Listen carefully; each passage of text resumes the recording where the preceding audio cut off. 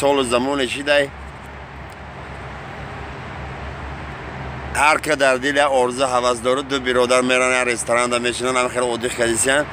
نگاه میکنن استاد دو تا دختره که نازنین شتگی فایشه گفته خیلی ما که میشینیم هم اینجا خیلی ببینید خانم ها خطی از صحبت کنیم یا مسئولیت کنیم یا خفای کار و بار زندگیشیم سیل اونا میریم خانه دا خالی طاقت تنها مسئولیت کسی که دختره که خودشون میبیان میچسبنشونه. سلام علیکم بچه های خوشنوی نازنین خیر ما هم استراحت میکنیم بیایم شو خلاصه کالت کوتاهیگه با هم بگذرانیم هم مسئولیت ها رو میپذیرن میشینن یا 50 تا میزنن رفتن ایش جو پگای بچه ها وا میخرن هم میرزا چی خیر شو چی خیر گذشت ای وای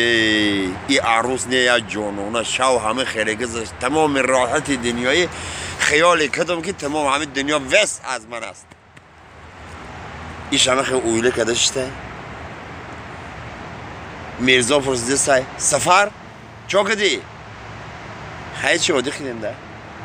خیلی گفت زن آخه چی خیلی وادی خیلی چی خیلی شو چی خیلی گذشت چی خیلی وادی خیلی خیلی وادی خیلی خیلی مرده خیلی نه چی خیلی وادی میکنه گفته اینه خیلی گفت زن آخه چی خیلی سفر چی خیلی مرده کی آخه گفت زن آخه گوش که گفته کراچی رفتیم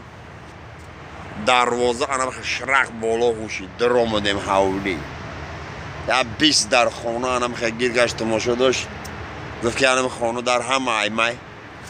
مرا گفت من کخنی من بر چیز در کاره بخی بریز زده و دیخنگی میه وانه میدرم میبرون خیلی خفای کار رو بر خیلی ریزوش دیم رفتیم و خلدین یا ویسکی گریفتیم و واردیم مونده ریخت زدستیم خانمه میگه ایوانه برو اومد دستش ده یک ستیلچه اصل هیچی به عادی کردیم نخواه بگو چی خیلی عادی کردیم نخواه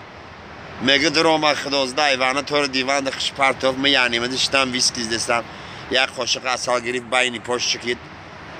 مختار گفت آیامو خانه از سگ دوید آمد آنمه قچنی دیو من آخر یه حرس کرد میگه بینی پای همون زنده که لیسیدن در آمد خیلی با ما عادی کردیم خیلی چی خیلی عادی کردیم تامی کنکریت جگه دن یک گفته زعیبت نکن خیلی همون مختار یه ستیل اصل تا سهر رو خوندیم